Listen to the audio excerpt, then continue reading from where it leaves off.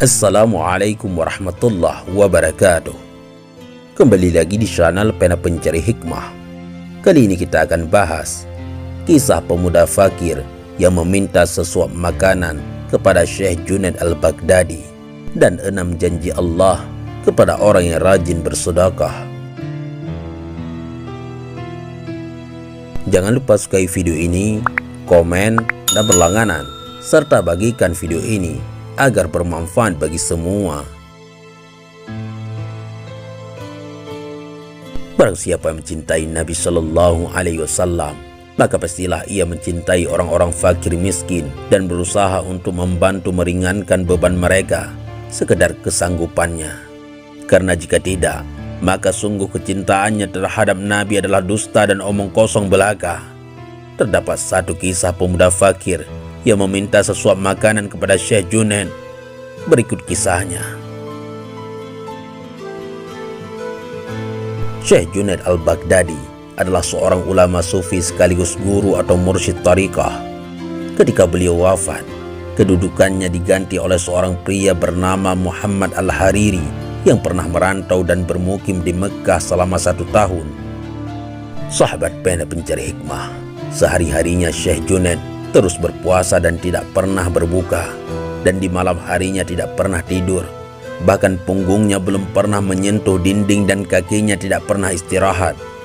Ketika Syekh Junaid telah berumur 60 tahun, pernah suatu ketika beliau duduk di makam Qibtiyah, dan waktu ditanya tentang keistimewaan yang pernah dijumpai, beliau pun menjawab, "Ketika aku sedang duduk di satu sudut, masuklah seorang pemuda yang bertutup kepala dan tak beralas kaki, dengan rambut yang terurai dan wajah yang pucat. Lalu pemuda itu berwudu dan sholat 2 rakaat. Sesudah itu ia letakkan kepalanya pada bagian saku hingga masuk waktu maghrib. Maka ia pun sholat berjamaah dengan kami. Kemudian ia kembali meletakkan kepalanya seperti semula." Tepat malam itu, sang khalifah Baghdad memanggil kaum sufi untuk ceramah agama. Dan di saat kami hendak berangkat, pemuda itu ditanya, "Maukah engkau ikut bersama kami memenuhi panggilan khalifah?" Ia menjawab, "Aku tidak membutuhkan hal itu.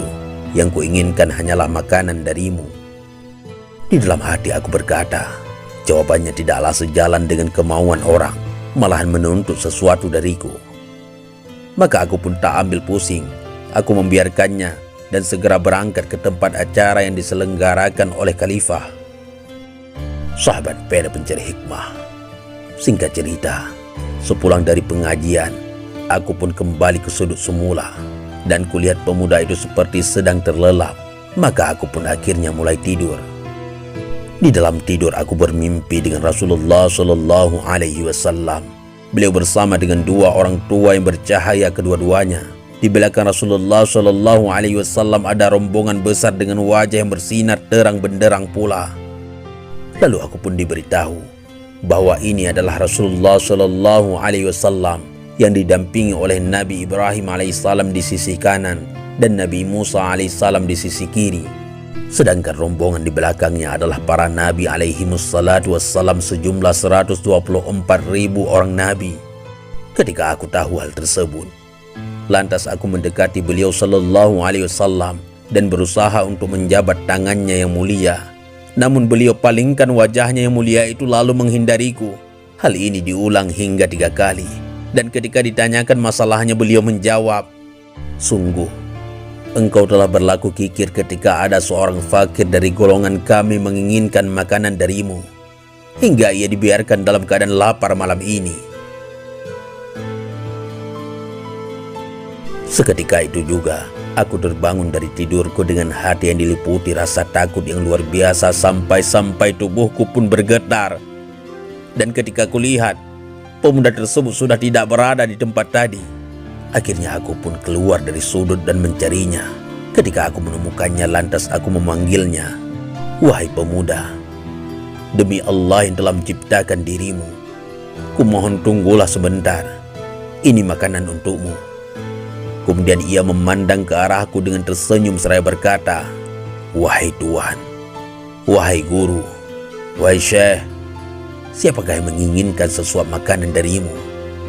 Dan mana bisa dijumpai para nabi sejumlah 124.000 dapat menjadi penolongmu hanya dengan sesuap makanan. Lalu ia pun menghilang. Sahabat pena pencari hikmah, pelajaran yang sangat berharga dari kisah pemuda fakir yang meminta makanan kepada Syekh Junaid ini adalah agar kita dapat meringankan tangan dalam membantu sesama dan rajin-rajin bersedekah. Terlebih-lebih terhadap orang-orang fakir yang sangat membutuhkan pertolongan kita. Karena Rasulullah SAW adalah orang yang sangat mengasihi terlebih bagi fakir miskin. Bahkan beliau pun mengkategorikan mereka ke dalam golongannya. Maksudnya, Rasulullah juga merupakan orang yang miskin harta, sehingga orang-orang mukmin yang fakir dikategorikan masuk ke dalam golongan beliau SAW dalam hal ini. Maka, jika kita mengaku mencintai beliau, sudah sepatutnya bagi kita untuk mencintai orang-orang fakir miskin di luar sana, peduli kepada mereka, dan ikut membantu meringankan beban mereka sekedar kemampuan kita. Sahabat pena pencari hikmah, inilah janji Allah kepada orang yang rajin bersedekah. Sedekah adalah amalan yang mulia. Sedekah dengan ikhlas akan menjanjikan ganjaran pahala buat kita, karena setiap perbuatan baik akan dibalas dengan perkara yang baik juga. Allah akan melapangkan dada, membuatkan kita gembira, melegakan perasaan dan mensejahterakan seluruh hidup kita. Sahabat pena pencari hikmah, bersedekahlah walau sedikit dengan seikhlasnya, karena dalam setiap rezeki dan harta yang kita miliki terdapat juga hak orang lain. Jadi, adalah lebih baik jika ia dikongsi dan dinikmati bersama, beriman dengannya dan bersedekah seikhlasnya. Sedekah seikhlasnya mampu meringankan beban seseorang dan menjauhkan diri kita daripada panas api neraka. Semua perkara, uang yang kita sedekahkan kepada golongan yang memerlukan mesti terdiri daripada hasil yang halal. Karena pemberian yang halal akan menggugurkan dosa dan mendatangkan pahala. Selain itu juga akan dijauhkan dari bala. Seseorang yang bersedekah dengan harta yang halal juga akan dijauhkan daripada api neraka dan akan dimasukkan ke dalam surganya. Sekiranya seseorang bersedekah dengan harta yang haram, ia tidak akan memperolehi sebarang kebaikan kecuali azab karena memberi sesuatu yang haram kepada orang lain. Terdapat sebuah hadis mengatakan bahwa di dalam neraka Jahannam terdapat sebuah rumah yang bernama Baitul Husni yang disediakan Allah bagi orang yang bersedekah daripada harta yang haram. Selain dapat membantu sesama manusia, Allah Subhanahu wa Ta'ala juga akan membalasnya dengan pahala bagi mereka yang ikhlas melakukannya. Berikut adalah janji-janji Allah kepada golongan yang suka bersedekah. Menghapuskan dosa-dosa orang yang bersedekah. Janji Allah yang pertama bagi orang yang rajin bersedekah adalah sedekah itu dapat menghapuskan dosa orang yang mengerjakannya. Rasulullah SAW beliau bersabda, sedekah dapat menghapus dosa sebagaimana air memadamkan api. Dapat berteduh di hari kiamat. Nabi SAW menceritakan tentang 7 jenis manusia yang akan mendapat berteduh pada hari yang tidak ada teduhan dari kepanasan di padang mahsyar. Salah satu golongan yang mendapat teduhan itu adalah orang yang suka bersedekah. Rasulullah SAW bersabda, seorang yang bersedekah dengan tangan kanannya, ia menyembunyikan amalnya itu sehingga tangan kirinya tidak mengetahui apa yang disedekahkan oleh tangan kanannya. Harta tidak akan berkurang, tetapi makin bertambah banyak. Sahabat pena pencari hikmah, janji Allah Subhanahu wa Ta'ala yang sangat hebat bahwa harta orang yang rajin bersedekah tidak akan berkurang meskipun disedekahkan semuanya. Hanya sedikit yang tersisa buat keperluan sehari-hari.